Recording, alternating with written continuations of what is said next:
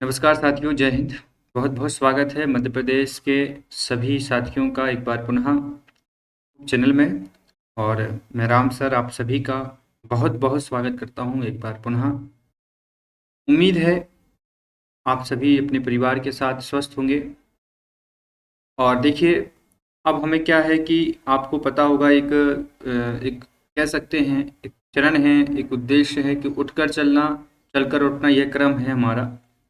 तो अब हमारा क्रम यही है फिलहाल कि हमारे पास जब तक हमारा वर्ग 3 का रिजल्ट नहीं आ जाता है, जो वर्ग 3 के साथी हैं, वर्ग 3 का इंतज़ार कर रहे हैं, और बाकी वो साथी जो अभी भी किसी गवर्नमेंट एग्ज़ाम की तैयारी कर रहे हैं, मध्य प्रदेश में आप आने वाले समय में देखना, या आने वाले समय में जो भर्तियां हैं उसमें सबसे प्रमुख भर्ती जिसमें फिजिकल नहीं होता है, आपका गृह जिला मिलने के लगभग पूरे चांसेस होते हैं। एग्ज़ाम पैटर्न बिल्कुल आसान होता है जिसका नाम है पटवारी भर्ती। तो ये भर्ती हमारे प्रदेश में वैसे काफ़ी समय से नहीं हुई है। 2017 से यदि आप भर्ती को देखते हैं तो अभी तक भर्ती नहीं हुई है। लेकिन इसके आने वाले समय में पूरे पूरे संभावनापूर्ण समय है। जैसे नवंबर में कहा जा रहा है कि नोटिफिकेशन जो है वो आ सकता है, ऐसी संभावनाएं व्यक्त की जा रही हैं। तो अब हमारे साथ ये है कि हम कहीं ना कहीं सेटल रहें अपनी तैयारी को लेकर के, क्योंकि यही चीज़ देखी जाती है कि हम एग्ज़ाम के दौरान ही तैयारी करते हैं, एग्ज़ाम से पहले अपने आप को प्रिपेयर नहीं करते हैं। तो इसी क्रम को हम आगे चालू कर रहे हैं। आज से आपको इस चैनल पर मध्य प्रदेश पटवारी भर्ती की संपूर्ण तैयारी निःशुल्क कराई जा रही है। तो आप सभी को इसी चैनल से जुड़ना है। टीचर फैकल्टी आपको सभी चयनित मिलेगी जो कि ऑलरेडी पढ़ा चुकी है, एग्ज़ाम क्वालिफाइड कर चुकी है। तो आप सभी को बस आपका उद्देश्य पूरा करना है, तो आप लग जाइए। अब आपके पास में प्रदेश में आने वाला समय भर्तियों का रहेगा, तो पटवारी भर्ती की तैयारी आप यहाँ से कर सकते हैं। तो आज की क्लास शुरुआत हो रही है शाम को 6 बजे से। डेली आपकी शाम की 6 बजे क्लास होगी स्टार्ट। इसी समय पर हम आपको अभी फिलहाल पुराने प्रश्न को चर्चा में लेंगे। इसलिए लेंगे आपको पैटर्न पता चले कि पुराना पेपर जो था वो ये बताएगा कि पेपर आता क्या है, पेपर के में पूछा क्या जाता है। ठीक है, सिलेबस में किसी दिन समझा दूंगा, परंतु पेपर पता होना चाहिए कि पेपर का पैटर्न क्या है, पेपर में पूछा क्या जाता है। ठीक है, उस हिसाब से आप अपने आप को तैयार करते हैं। तो चलिए शुरुआत करते हैं। आज का पेपर 9 दिसंबर 2017 का ओल्ड पेपर है। इसके बाद एग्जाम हुए नहीं है, तो आप हम ये कह सकते हैं कि ये आपका ओल्ड पेपर रहा जाएगा। ठीक है, चलिए तो शुरुआत करते हैं। सभी साथीगण आ चुके हैं। बहुत बहुत स्वागत है आप सभी साथियों का। गुड इवनिंग सभी साथियों के लिए। तो शुरुआत करते हैं। ठीक है, चलिए देखिएगा, पेपर में आपको सबसे पहले मिलेगा जनरल नॉलेज, जो भी आपका ओल्ड पेपर होगा। जनरल नॉलेज में क्या पूछा जाएगा, ये पहला क्वेश्चन है उस समय के हिसाब से करंट क्वेश्चन का। करंट का क्वेश्चन था, तो इसमें पूछा गया था कि विधानसभा में जो जीएसटी का कानून पारित किया जाता है, वह कौन सा पहला राज्य है जिसने जीएसटी के कानून को अपने राज्य में पहली बार पारित किया। ये क्वेश्चन बहुत आसान था 2017 के अनुसार, क्योंकि उस समय जीएसटी बिल पूरे भारत में सबसे ज़्यादा पॉपुलर था। ये 15 अगस्त 2017 को पारित किया गया था, जिसके अंतर्गत एसटीएन जीएसटी अलग अलग प्रारूप थे, जिसमें राज्य की जीएसटी, स्टेट की जीएसटी, जो भी कर लगते थे। डेट मुझे एग्जैक्ट याद नहीं, पर 2017 में था। यदि मैं कंफ्यूज कर रहा हूँ तो कहीं ना कहीं 15 अगस्त या फिर कोई भी डेट हो सकती है, कल मैं आपको बता दूंगा। तो ये 2017 का करंट अफेयर था। इसका आंसर आपका हो जाएगा क्या, असम। आंसर क्या हो जाएगा आप सभी का दोस्तों, असम हो जाएगा। ऐसा क्वेश्चन इसमें आया हुआ था कि 2017 में कौन सा कानून पारित किया गया था, जीएसटी, जो कि असम में पहली बार पारित किया गया था। देख सकते हो आप लोग, यहाँ लिखा हुआ है विधानसभा में जीएसटी कानून पारित करने वाला भारत का पहला राज्य असम बना। जीएसटी लागू करने का अंतिम राज्य जम्मू कश्मीर बना। यह जुलाई 2000, देखिए लिखा हुआ है 1 जुलाई 2017। 1 जुलाई 2017 को याद कर लीजिए, यदि क्वेश्चन पूछा जाए कि जीएसटी बिल कब पारित किया गया भारत में, तो 1 जुलाई 2017 से हमारे भारत में जीएसटी लागू की गई है, जो क्या निर्धारित करती है, जो कर की प्रणाली को निर्धारित करती है कि मध्य प्रदेश में कर की क्या प्रणाली होगी, उस कर के अंतर्गत क्या क्या चीजें लगी जाएंगी। ठीक है, चलिए आगे बढ़िए।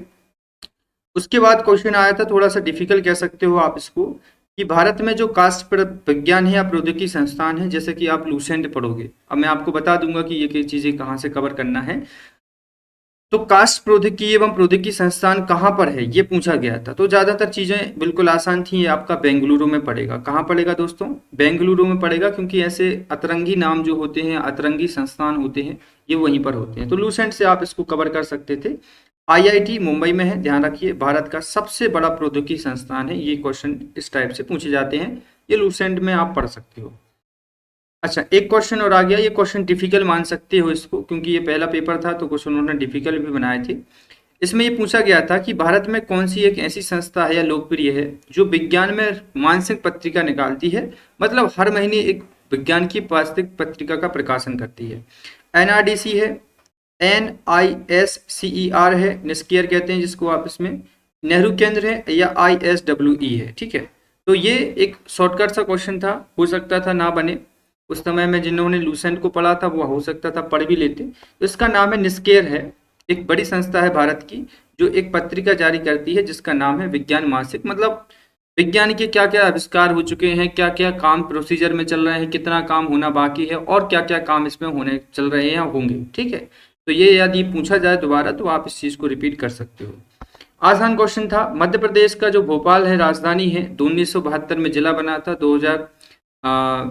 1972 में मध्य प्रदेश का जिला रहा। ठीक है, जब हमारा मध्य प्रदेश गठित नहीं हुआ था, उसके बाद 2000 में हमने इसको राजधानी बनाया, जो कि सीहोर जिले की एक तहसील हुआ करती थी। 1972 के बाद हमने बना लिया था, लेकिन 2000 में मुख्य रूप से मध्य प्रदेश में भोपाल जिला बना। अब इसमें पूछा जा रहा है कि उसमें राजधानी कौन सी है या कौन सी जिले के पास ये पड़ता है। फटाफट से आंसर सबको करना है कि ये जो है भोपाल किस नदी के किनारे या किस नदी के आसपास में अवशिष्ट है, किस नदी के आसपास में है। आसान प्रश्न बनेगा। नर्मदा नदी हो सकती है, बेतवा नदी हो सकती है, ताप्ती नदी हो सकती है, या फिर पार्वती। क्या आंसर होगा? फटाफट से दीजिए उत्तर। कृतिका जी, प्रयास जी, बहुत अच्छा प्रयास है आपके द्वारा।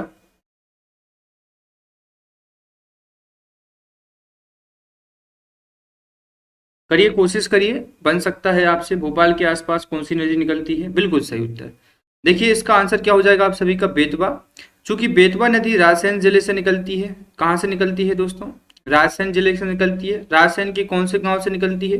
तो ये कुमरा गांव से निकलती है। ठीक है, तो ये नदी जो है ये जाती है यहाँ से, पूरे बुंदेलखंड को कवर करती है। इसमें रानी लक्ष्मीबाई परियोजना, सॉरी, रानी लक्ष्मीबाई परियोजना कहाँ चलाई जा रही है? तो ये उत्तर प्रदेश के ललितपुर जिले में चलाई जा रही है, जिसको क्या कहते हैं अपन, ये एक एक बांध है। उसके बाद ये नदी निकलती कहाँ जाती है? उत्तर प्रदेश के कुमरा गांव से निकल के रायसेन के और हमीरपुर के पास में यमुना नदी में मिल जाती है। कहाँ मिलती है? यमुना नदी में मिल जाती है। कहाँ पर? यमुना नदी में। ठीक है, ये कहाँ पर मिलता है? हमीरपुर के पास में, जो कि कहाँ पर है आपका? उत्तर प्रदेश में पड़ता है। ठीक है, किस नदी की सहायक नदी है? यमुना नदी की सहायक नदी है। दूसरी नर्मदा नदी है, अमरकंटक से निकलती है, ये सबको पता है। 13-12 इसकी लंबाई है। मध्य प्रदेश में केवल 1077 है, मतलब किलोमीटर में। ठीक है, मध्य प्रदेश के नर्मदा में। और ये भड़ोच जिला में, कहाँ के पास में? भड़ोच जिला जो है आपका गुजरात में है। यहाँ पर जाकर खंबात की खाड़ी में ये मिल जाती है। कहाँ मिल जाती है दोस्तों? खंबात की खाड़ी में ये मिल जाती है। कौन सी? आपकी नर्मदा नदी। ठीक है, ताप्ती मुल्ताई से निकलती है। मुल्ताई कौन सा गांव है? तो मुल्ताई बैतूल जिले की एक तहसील है। क्या है? बैतूल जिले की तहसील है। यहाँ से निकलती है ताप्ती नदी और जाती कहाँ पर है? ये भी खंबात की खाड़ी में जुड़ जाती है। कहाँ पर जुड़ जाती है दोस्तों? खंबात की खाड़ी में जुड़ जाती है। फिर आती है आपकी पार्वती नदी। पार्वती नदी जो है ये आपकी क्षेत्रीय नदी है, जो कि आपकी देवास से निकलती है। कहाँ से? काली देवास के पास से निकलती है और जाकर चंबल नदी में मिल जाती है। तो ये चंबल नदी की सहायक नदी हो गई। मतलब नदियों के बारे में सामान्य सी जानकारी समय समय पर पता होती रहे तो रिवीजन चलता रहता है। इसका आंसर क्या हो जाएगा आपका? भोपाल हो जाएगा, है ना। चलिए, उम्मीद है समझ में आया होगा क्वेश्चन। आसान क्वेश्चन आया था ये वाला। तो अब बहुत इंपॉर्टेंट क्वेश्चन आ सकता है, ये जो आपके सामने दिख रहा होगा। आपको दिख रहा होगा कि राष्ट्रीय खेल दिवस कब मनाया जाता है? भारत में राष्ट्रीय खेल दिवस कब से प्रारंभ किया गया? ये आपको आंसर क्वेश्चन पूछा गया था। पूछा गया है 29 अगस्त, 25 अगस्त, 21 अगस्त या 30 अगस्त। कोशिश करिए बन जाए, अच्छी बात है, प्रयास करना हमें चाहिए है। तो ये हमारे जो ध्यानचंद जी थे, हॉकी के बढ़िया शानदार प्लेयर हुआ करते थे, इनकी स्मृति में ये खेल आयोजित किया जाता है। तो इसमें पूछा जा रहा है कि ये जो खेल है, इस खेल को मध्य प्रदेश में या भारत में कब मनाया जाता है? ठीक है, आंसर क्या हो जाएगा दोस्तों इसका? 29 अगस्त। क्या हो जाएगा? 29 अगस्त। ध्यान रखिए 29 अगस्त को यह खेल मनाया जाता है या राष्ट्रीय खेल दिवस मनाया जाता है। क्यों मनाया जाता है? इस समय ध्यानचंद जी का जन्मदिन था। या ध्यानचंद जी की याद में ये मेजर ध्यानचंद जी, जो कि हॉकी के जादूगर कहे जाते हैं, इन्होंने भारत की ओलंपिक में हॉकी को इतना ज्यादा आगे पहुंचा दिया था कि 1936 में जब देश भी आजाद नहीं हुआ था, उस समय जब ये जर्मनी गए तो जर्मनी के हिटलर ने इनको ऑफर किया। इन्होंने जर्मनी में जब जर्मनी को ही हराया, लिख नहीं पा रहा हूँ यहाँ पे, जर्मनी के हिटलर ने इनको ऑफर किया था 1960 में। हिटलर क्या हुआ था दोस्तों कि 1936 का जो ओलंपिक हुआ था वो हुआ था जर्मनी में। उसी समय जर्मनी भी खेल रहा था, तो हॉकी ने जर्मनी को हराया। उस समय ये एक न्यूज आ गई थी कि हिटलर को एक भारतीय स्वाभिमानी पूर्ण व्यक्ति ने जवाब दिया। मतलब हिटलर ने ये कहा था कि भाई आप भारत के साथ ना खेलकर जर्मनी के साथ खेलो, जो पैसा आप कहोगे हम उतना आपको देंगे। मेजर ध्यानचंद जी ने भारत की स्वाभिमानता को स्वीकार करते हुए कहा कि आप कितना भी पैसा दे दो, लेकिन मैं अपने देश के साथ गद्दारी करना कदाचित नहीं उचित समझता। इसीलिए ध्यानचंद जी को भारत का क्या कहा जाता है? हॉकी का जादूगर। और इन्हीं की स्मृति में 29 अगस्त को हमेशा हम क्या मनाते हैं? खेल दिवस आयोजित करते हैं। तो इस तरीके से क्वेश्चन आपके आ जाते हैं। ठीक है, अब क्वेश्चन आ गया था पॉलिटी से। पॉलिटी का क्वेश्चन था, बिल्कुल सभी को पता होगा। राज्यपाल क्या होता है? तो ये जो है संविधान के अनुसार प्रमुख होता है कि केवल प्रमुख होता है, अनुवांशिक प्रमुख होता है कि संसद का प्रमुख होता है? राज्यपाल, बताइए राज्यपाल क्या होता है?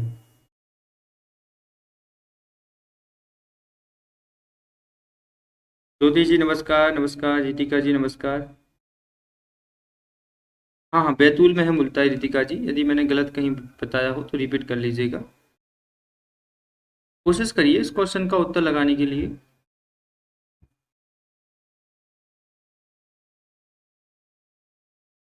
दिख रहा है प्रॉपर? नहीं दिख रहा है तो थोड़ा सा और हम जूम कर लेते हैं। ये देखिए, अब आपको थोड़ा सा प्रॉपर भी दिखेगा, जिससे आप आंसर कर पाओगे। बिल्कुल सही उत्तर है जी।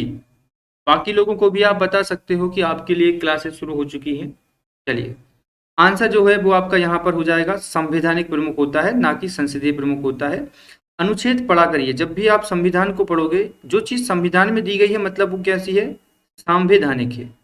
आपसे पूछा जा सकता कि राष्ट्रपति का पद कैसा पद है? राष्ट्र प्रमुख है या राष्ट्र प्रमुख है? तो राष्ट्रपति कैसे हैं? राष्ट्रपति हमारे संविधान में दिए गए हैं। तो इनको क्या बोलते हैं? इनको कहते हैं, ये हमारे कैसे हैं? संवैधानिक पद के अंतर्गत आते हैं। सभी के सभी चीजें आपकी हो जाएंगी। तो आंसर क्या हो जाएगा आप सभी का? ये आंसर आपका सही हो जाएगा। तो ऐसे क्वेश्चन आते हैं। फिर देखिए, फिर आया था वर्तमान में, यह हटा दीजिए। उस समय पूछा गया था, आप लोगों को ये क्वेश्चन याद मतलब चीजें करंट की पढ़ के जाना चाहिए। वर्तमान में भारत का कौन क्या है, मध्य प्रदेश में कौन क्या है। उस समय पूछ लिया गया था कि भारत का जो निरंतर और लेखा निर्देशक है ये कौन थे, जिसको हम कहते हैं शॉर्टकट में सीएजी। तो उस समय कौन थे? तो राजीव महर्षि थे 2017 में। आज वर्तमान में परिवर्तित हो चुके हैं। अभी 48वें वर्तमान में निर्देशक हमारे बन चुके हैं, जिनको आप याद कर सकते हो। और ये क्वेश्चन आपका जो है करंट का क्वेश्चन पूछा गया था। तो करंट भी आपसे पूछा जाता है ना। तो जो वर्तमान में हैं, जो लोग बन चुके हैं या मध्य प्रदेश में मंत्री हैं, ऐसे क्वेश्चन पूछे जाते हैं। ठीक है, ये क्वेश्चन आया था मध्य प्रदेश के पहले वनडे एग्जाम में, सॉरी भारत के जो ओडीआई होता है, ओडीआई मतलब होता है वनडे। देखो क्वेश्चन को देखकर आप परेशान मत होइए कि सर इतना डिफिकल्ट आता। डिफिकल्ट नहीं आता, जब आप पढ़िएगा तो आपको ये सारी चीजें आसान लगने लगेगी। ऐसा नहीं है कि कुछ भी पूछ लेते हैं। अब देखो एक चीज जरूर है कि यदि आप टीईटी की ही तैयारी करते आ रहे हो अभी तक, और आप चाहते हो कि अब मध्य प्रदेश में हम पटवारी की तैयारी करें, तो थोड़ा समय देना पड़ेगा। समय देना पड़ेगा, क्योंकि अब आप सभी को पटवारी के लिए सब चीजें पढ़नी पड़ेंगी, जिसमें आपको जीके भी पढ़ना पड़ेगा, आपको मैथ्स भी पढ़नी पड़ेगी। ठीक है, आपको सब कुछ पढ़ना पड़ेगा, जीएस भी पढ़ना पड़ेगा। संविधान आता है, इसमें पॉलिटी आती है, इसमें इकोनॉमी आती है, इसमें भूगोल आता है, इसमें करंट आता है। ये सारी चीजें पढ़नी पड़ेंगी। मतलब टीईटी से एकदम अपोजिट है ये, मतलब सब चीजें अलग हैं। आप यदि प्रदेश की टीटी की ही तैयारी कर रहे हो तो आपको थोड़ी ज़्यादा मेहनत करनी पड़ेगी इस एग्जाम के लिए। मैथ को छोड़ दो, हिंदी को छोड़ दो, बाकी सब्जेक्ट तो पढ़ने पड़ेंगे ना आपको। तो आप, हाँ, यदि आप तैयारी करना चाहते हो, सुदृढ़ हो कि हम तैयारी करना चाहते हैं, तो चीज़ें आपके लिए बेहतर रहेंगी, है ना। ठीक है, तो बताइए भारत के पहले ओडीआई के क्रिकेट कप्तान कौन थे? ओडीआई का मतलब होता है जो वनडे क्रिकेट होता है, वनडे ओडीआई, ठीक है। इसको किसको बनाया गया था? तो इसकी ट्रिक मैं बता दूंगा आपको। इसका आंसर बिल्कुल सरल है, जिन्होंने पढ़ा होगा अजीत वाडेकर है। अजीत वाडेकर को कभी पढ़िएगा आप। वाडेकर मतलब होता है वनडेकर, तो वनडे वाडे ऐसा कुछ याद करके आप इनको याद कर सकते हैं। ये कप्तान बनाए गए थे। कपिल देव जी हमारे पहले 1983 में जब पहला वर्ल्ड कप जीता था उस समय कप्तान थे। किशन सिंह बेदी जी का नाम उतना इम्पोर्टेंट नहीं है। मसऊद पटौदी साहब ये मध्य प्रदेश के थे, स्पेशली जो भारत की कप्तानी करते थे, पर बाद में देश आज़ादी के बाद ये कहाँ चले गए थे? बीच में शायद देश आज़ाद के बाद में या पहले चले गए थे। ये मसऊद भोपाल के थे, ठीक है। और ये कहाँ से थे? भोपाल की रियासत से संबंध रखते थे, क्योंकि नवाब की जो बच्ची थी इनकी शादी यहाँ से हुई थी। आगे देखिए, स्माइलिंग बुद्धा के नाम से कौन जाना जाता है? स्माइलिंग बुद्धा स्टेटस में कई बार देखा होगा आपने। इसमें किसको जाना जाता है? बोध गया के बुद्ध स्मृति को, भारत के पहले सफल परमाणु परीक्षण का एक कोड था ये वाला, या भारतीय नौसेना में शामिल एक जहाज है, या विस्थापित बौद्ध भिक्षुओं की तैयार बस्तियां हैं। स्माइलिंग बुद्धा।